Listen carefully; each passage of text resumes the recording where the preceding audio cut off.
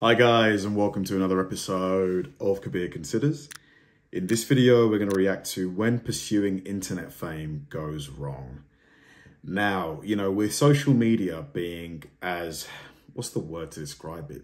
Dominant, prevalent, just, it's everywhere. And especially like younger people, and it's not just younger people to be honest, but like people just, seem to think that social media could be the answer to, like they could build a career on social media and, so they spend such huge amounts of time on it, which I suppose isn't too bad.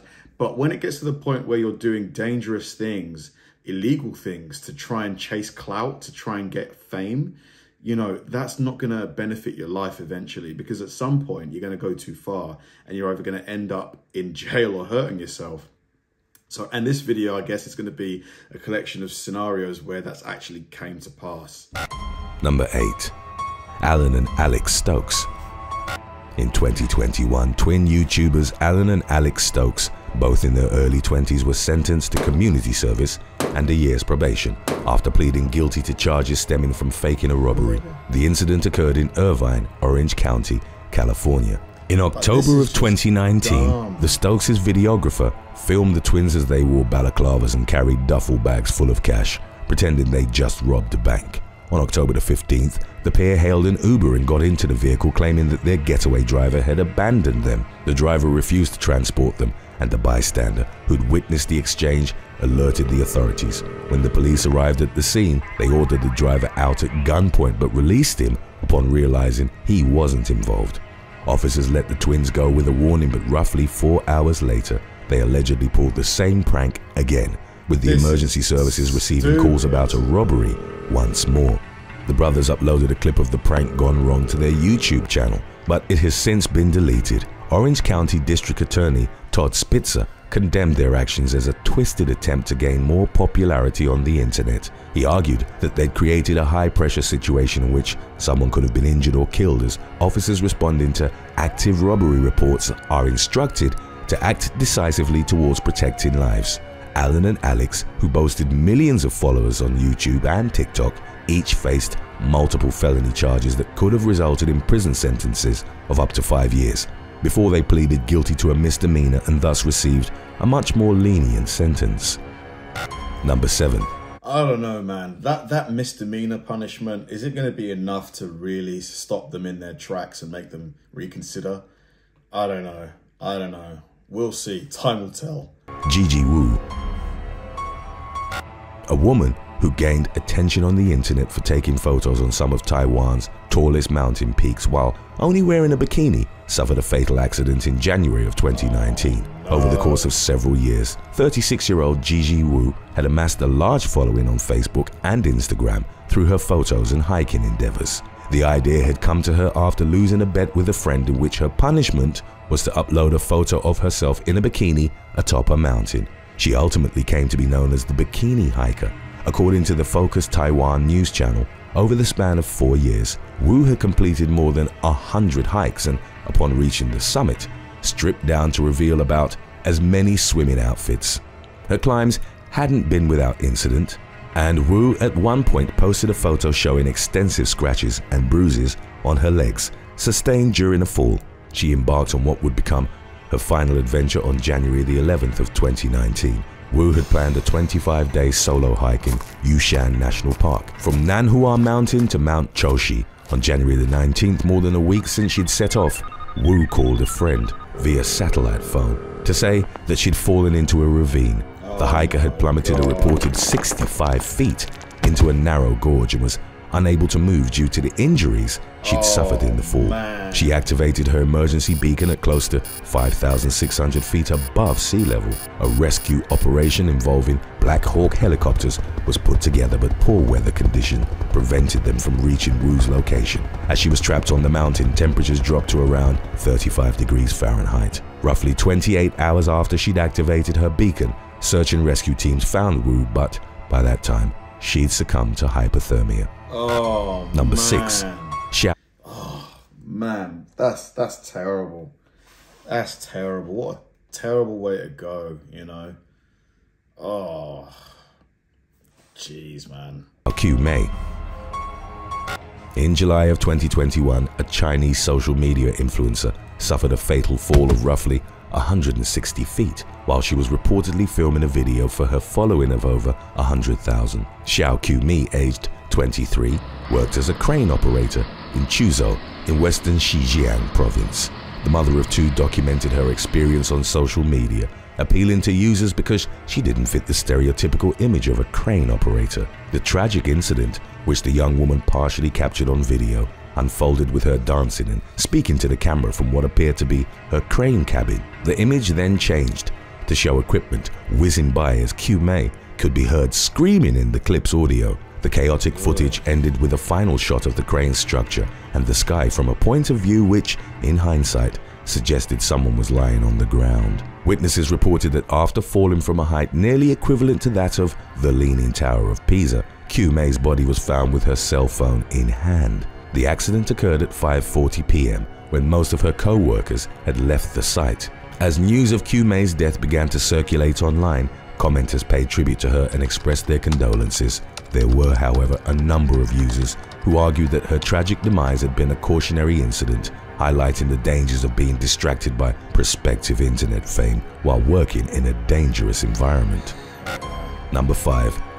Like, I don't mess with heights, honestly. I'm not good with heights. I just, like, people that, like, those videos on, like, you know, the short videos where people, like, they climb up these tall buildings and they jump up and down and they do all that crazy stuff. I get super scared, and I'm at ground level. I can't watch anything to do with heights. Cassandra Thomas. In February of 2020, aspiring stunt woman Cassandra Thomas faced a fine of $1,000 to $3,000, along with public backlash, for a stunt involving a Montreal bus. The 19-year-old self-confessed adrenaline addict, originally from the French island of Saint Martin in the Caribbean, had amassed several 100,000 followers on Instagram through her stunts. Some of them included rooftoping, dirt bike tricks, and various acrobatic jumps. The stunt that would cause controversy in the province of Quebec saw Thomas hang with one hand from the rear bumper of a Montreal STM bus. The driver was unaware that she was there and continued along the regular route down Rue Sherbrooke.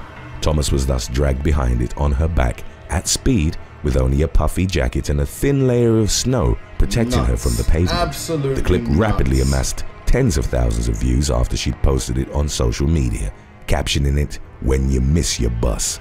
The teenager was subsequently dubbed the Montreal Bus Surfer, while a statement released by STM called her behavior deplorable and dangerous.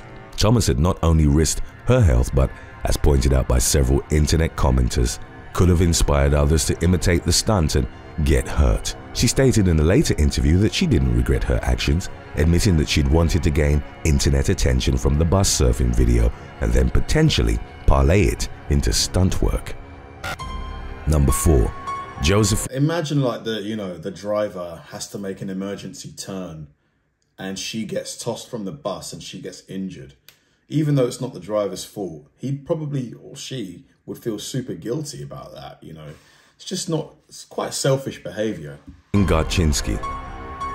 In March of 2017, a Wisconsin teenager asked her father to take photos of her as she was being arrested for armed robbery, so that she could later post them on social media. 18-year-old Josephine Garczynski had been regularly talking to an unnamed man on Facebook under the alias Josephine King, before agreeing to meet with him at an intersection in Sheboygan on March the 5th. After arriving at the agreed-upon spot, Garczynski invited the man into her car. A short while later, her boyfriend, 27-year-old Curtis Britton, got in the back seat. He pressed a gun to the man's head, and the couple demanded his wallet and cell phone.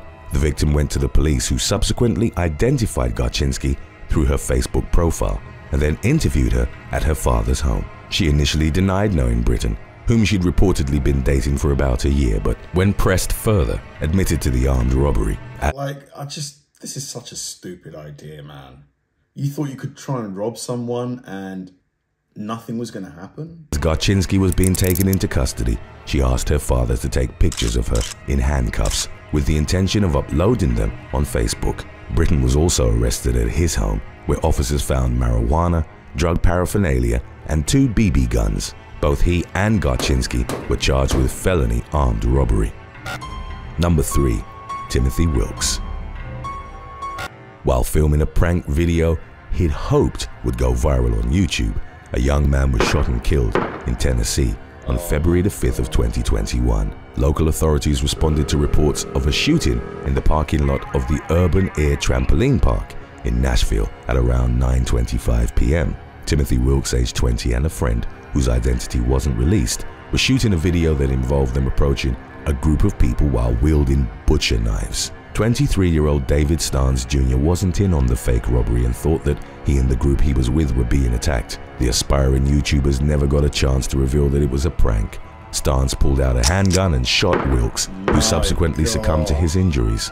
No charges were filed in the immediate aftermath, as the former maintained he'd acted in self-defense, believing himself to have been in genuine danger.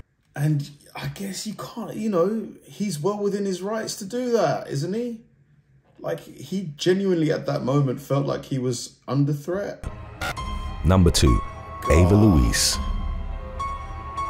In March of 2020, in the early stages of coronavirus pandemic, an aspiring internet influencer sparked outrage online through the coronavirus challenge, in which she filmed herself licking an airplane toilet seat. 21-year-old Ava Lee's stunt went viral, and even though it received widespread criticism, there were nevertheless several imitators who started licking toilet seats for fame, risking their health in the process. One 21-year-old from Beverly Hills ended up in the hospital after doing so. In a subsequent video interview with Dr. Phil, Louise confessed that the overall scope of the stunt was clout and claimed she was jealous coronavirus was getting more publicity than her. Louise tried to defend her actions by saying that concerns over the pandemic were greatly exaggerated, while also suggesting she was representing the whole of Gen Z by being unafraid of the virus. When asked by Dr. Phil if the attention was worth I could never, like, lick a plain toilet. I could never. Like, how much money would you need to be paid to do that? Would you do it for 100 grand? I'm sure there's going to be some people that say yes.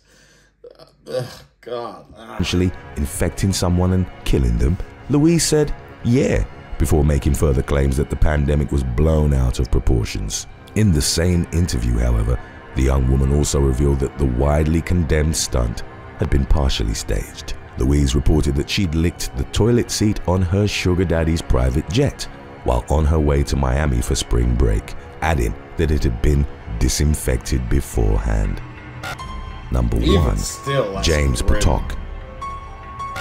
In February of 2020, shortly after COVID-19 had been declared a public health emergency of international concern, a Canadian social media influencer carried out a stunt on a flight from Toronto to Jamaica that resulted in the aircraft being turned around. By his own admission, 28-year-old Potok Philippe, whose real name is James Potok, intended to share a video of the so-called prank in hopes of it going viral on Instagram or YouTube. About midway through the flight, he got up and announced that he'd just returned from the Yunnan province, to which he referred as the capital of the coronavirus, adding that he wasn't feeling too well. Roughly 15 minutes later, WestJet flight staff asked him to put on gloves and a mask and told him to move to the back of the airplane. His claims were also shared with the pilot, and a decision was made to turn the airplane back to Toronto. A second flight out was also cancelled in the incident's wake, affecting the travel plans of 243 passengers. Many subsequently condemned Potok's actions as selfish and ignorant. He was assessed by medical experts who found that he was symptom-free, after which he was arrested and charged with mischief. The internet fame seeker has since apologized for the prank and for failing to grasp the seriousness of a global health emergency. Thanks for watching.